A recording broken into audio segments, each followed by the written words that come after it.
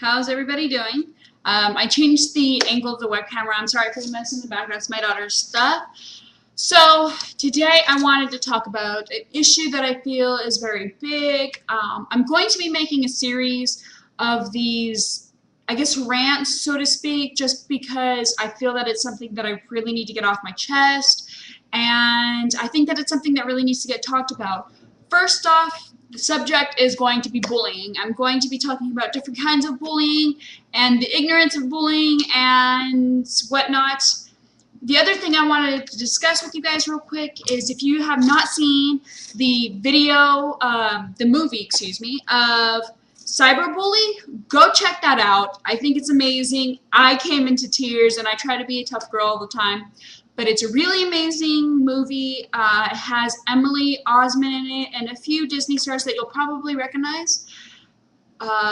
If you have a child, of course, if you have a child who is old enough to go on websites that have chat rooms, you need to have your child watch this movie. That's just how it is. It's amazing. I cannot tell you how. I actually kind of want to go watch it again. That's how good it is. Emily Osment was amazing in it. She played the role so well. Of course, she always plays any role that she's given. Anyways, so today's topic is racism. Oh my gosh. If you are not living under a rock, you've experienced some form of racism.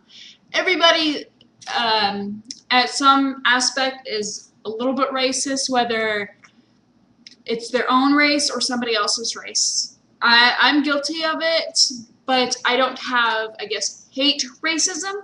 I'm more racial in a sense. I don't know. I'm not going to make excuses for things I might say or might not say. But anyways, jumping right into the subject.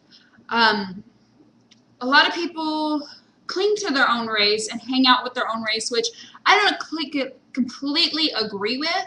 I actually like hanging out with all kinds of different races. I think it makes me more of an educated person because I choose to find out about other people's cultures, not only my own. I think that you're just as bad as a racist person if you just hang out with just your own race. That's just how I feel. I mean, if you feel that you're not a racist person, why would you not be opening to hang out with other people who are not your race? Just a thought.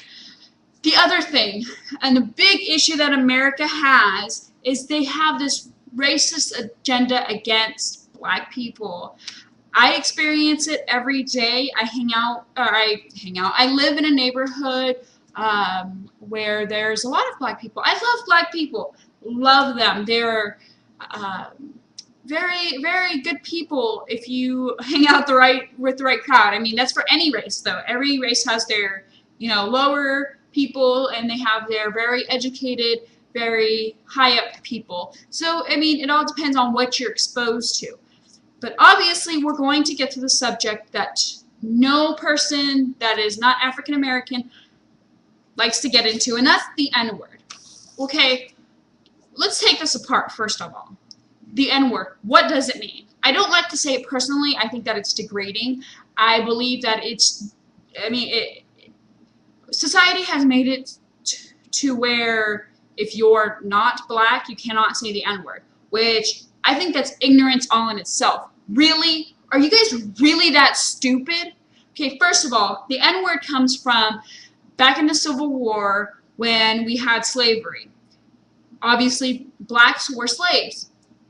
But wait a second. If you look back in your history book, so were Mexicans and Asians. And guess what? We were all called the N-word too. It was just the majority of black people that were called the N-word. So they carried it on to their next generations and generations after that. Mexicans and Asians really didn't hold on to it, obviously, since they don't use it much today. But if we're going to make this about a race thing, and you're going to say that only black people can say it, that's pretty much the definition of the word in itself, and which is ignorance. The N-word means ignorance, to be ignorant. And you hear a lot of ghetto people say it. Obviously, if you've been ever exposed to ghetto people, you've heard them say it. Let's just be honest here. I'm going to be real. I'm going to be blunt. I don't care. The word gets used too often. You hear, ghetto people go, hey, they mouth it off like it's a normal word. It's not. You're calling somebody ignorant. And the fact that you don't even know what it means within itself, you're assuming that you're calling your friend a slanderous black person when you're not. You're calling them ignorant. And in itself, you're making yourself look ignorant. I'm sorry. It's something that I cannot believe that as a society we have not yet grasped yet. As soon as somebody says it, we automatically think, oh my gosh, they're talking about a black person. No, they're not. The N-word means ignorant. It just got tied to a certain culture of people. I mean, come on, seriously? Are we that ignorant as a society? Obviously we are if we cannot. I mean, look into not even that long ago, the Civil War. That's when it came about.